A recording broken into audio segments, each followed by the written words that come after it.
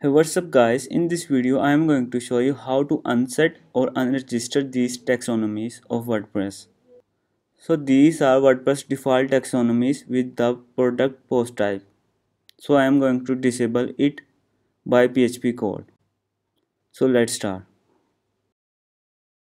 So in my plugin file I have a blank function to unregister my taxonomy.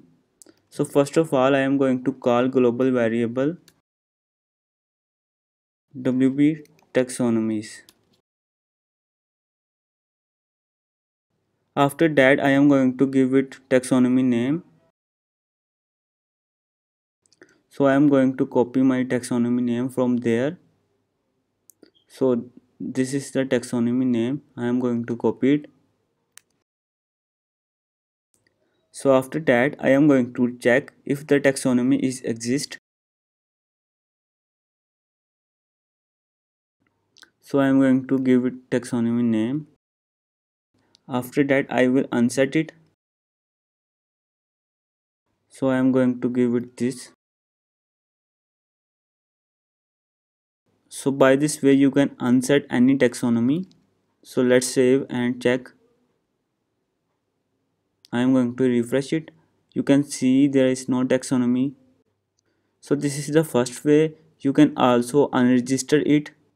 So to unregister any taxonomy, you have to comment it first. After that, we have a code to unregister a taxonomy. So in this function, you have to give the taxonomy name. Just save your file and refresh the page. So as you can see, there is no taxonomy like that. So tax is also the taxonomy.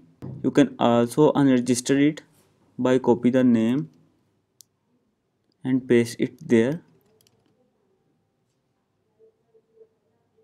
So as you can see, tax is unregistered now.